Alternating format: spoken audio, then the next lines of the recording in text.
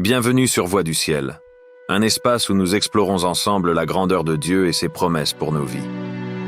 Aujourd'hui, nous abordons un sujet essentiel pour tout croyant, la foi et la confiance en Dieu. Que signifie réellement avoir foi en Dieu? Comment la préserver et la renforcer, surtout dans les moments difficiles?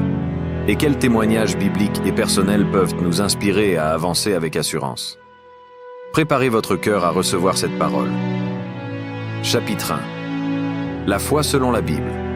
La foi est au cœur de la vie chrétienne. Hébreux 11:1 en donne une définition puissante. Or, la foi est une ferme assurance des choses qu'on espère, une démonstration de celles qu'on ne voit pas. Mais qu'est-ce que cela signifie dans la vie quotidienne? La foi, c'est croire en Dieu, même quand les circonstances semblent contraires. Elle est un abandon total, une confiance absolue en celui qui connaît la fin dès le commencement. Prenons l'exemple d'un témoignage réel.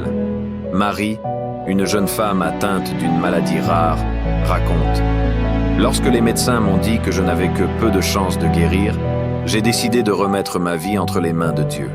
J'ai prié, je me suis appuyé sur des passages comme Psaume 23, et jour après jour, ma santé s'est améliorée.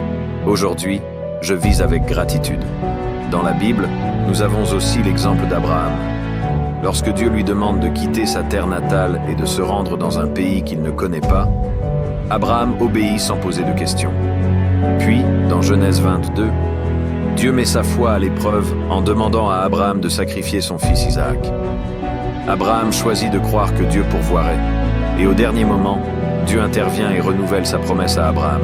« Je te bénirai, et je multiplierai ta descendance comme les étoiles du ciel et comme le sable qui est au bord de la mer. » Genèse 22:17. Leçon. La foi d'Abraham nous enseigne que la confiance en Dieu peut surpasser nos craintes et nos incompréhensions. Chapitre 2. Renforcer sa foi dans les moments difficiles. Les moments d'épreuve peuvent ébranler notre foi, mais ils sont aussi des opportunités de croissance spirituelle. Alors, comment maintenir sa confiance en Dieu quand tout semble s'effondrer? Premier, s'ancrer dans la parole de Dieu. La Bible est une source de réconfort et de force. En lisant les Écritures, nous nous souvenons des promesses de Dieu. Par exemple, dans Isaïe 41:10, il est écrit « Ne crains rien car je suis avec toi.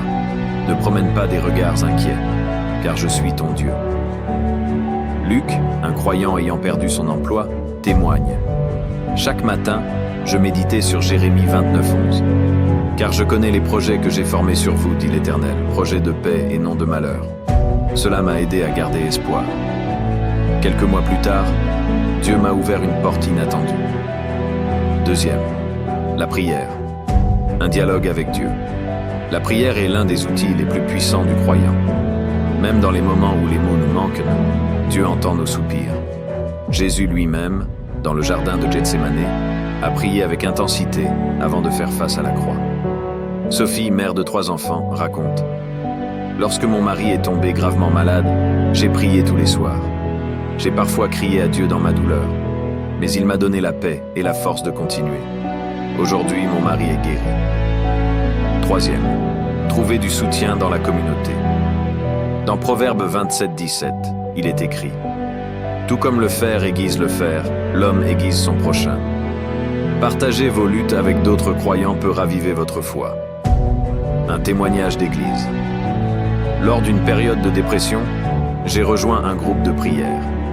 Chaque réunion me redonnait de l'espoir et me rappelait que je n'étais pas seul. Chapitre 3. Exemple biblique de foi. Les Écritures regorgent d'histoires inspirantes de foi. Ces récits ne sont pas seulement des histoires anciennes, mais des témoignages vivants de ce que Dieu peut accomplir. Abraham. La foi dans l'inconnu est l'épreuve ultime. Dieu demande à Abraham de quitter sa terre et de se rendre dans un pays qu'il ne connaît pas. Il obéit sans hésitation. Plus tard, il est mis à l'épreuve lorsqu'il doit offrir son fils Isaac en sacrifice. Abraham obéit encore une fois, mais Dieu intervient et renouvelle sa promesse. « Je te bénirai, et je multiplierai ta descendance comme les étoiles du ciel. » Genèse 22:17. Témoignage. Lorsque j'ai perdu tout dans un incendie, j'ai pensé que ma vie était finie. Mais en lisant l'histoire d'Abraham, j'ai décidé de me fier à Dieu. Peu à peu, il a restauré tout ce que j'avais perdu. Job. La foi malgré les pertes et la souffrance. Job perd tout. Ses biens, sa famille et sa santé. Pourtant, il ne renonce pas à sa foi. Il proclame : l'Éternel a donné et l'Éternel a repris. Que le nom de l'Éternel soit béni. Job 1:21. Même dans sa souffrance, Job exprime sa confiance. Je sais que mon Rédempteur est vivant et qu'il se lèvera le dernier sur la terre. Job 19:25. À la fin, Dieu rétablit Job, lui donne le double de tout ce qu'il avait perdu et bénit sa vie abondamment. Un pasteur témoigne : lorsque j'ai perdu un proche, je me suis identifié à Job. Bien que je ne comprenais pas pourquoi cela arrivait, j'ai choisi de continuer à louer Dieu. Aujourd'hui, cette épreuve a renforcé ma foi. Moïse. La foi face à l'impossible. Dans Exode 14, Moïse et les Israélites sont poursuivis par l'armée égyptienne et se retrouvent bloqués devant la mer Rouge. Le peuple panique, mais Moïse déclare avec foi : ne crains rien, restez en place et regardez la délivrance que l'Éternel va vous accorder aujourd'hui. Exode 14:13. Dieu répond à cette foi en ouvrant la mer Rouge, permettant aux Israélites de traverser à pied sec.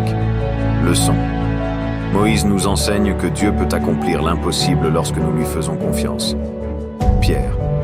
La foi vacillante, mais restaurée. Dans Matthieu 14:28-31, Pierre marche sur l'eau vers Jésus.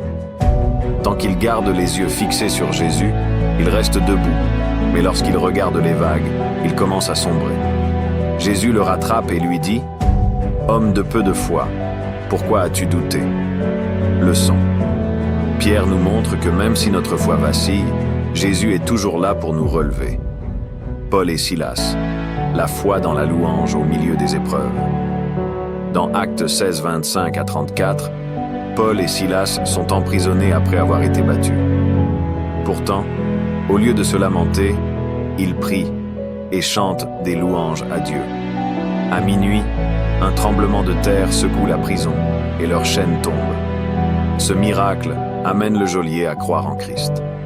Leçon. Paul et Silas nous montrent que la foi active dans la louange peut transformer même les situations les plus désespérées. Conclusion. Une invitation à la réflexion. La foi n'est pas seulement un sentiment, mais une décision. Une lumière dans l'obscurité. Peu importe où vous en êtes aujourd'hui, sachez que Dieu est avec vous. Sa fidélité ne faillit jamais. Faites-lui confiance, même quand vous ne comprenez pas. Comme il est écrit dans Proverbes 3:5-6. Confie-toi en l'Éternel de tout ton cœur, et ne t'appuie pas sur ta propre intelligence. Et vous, quel pas de foi allez-vous faire aujourd'hui ? Partagez votre témoignage dans les commentaires, et ensemble continuons à édifier notre foi. Merci d'avoir regardé cette vidéo sur Voix du Ciel. Si cette réflexion vous a touché, abonnez-vous pour plus de contenu qui nourrissent votre âme. Que la paix et la grâce de Dieu vous accompagnent.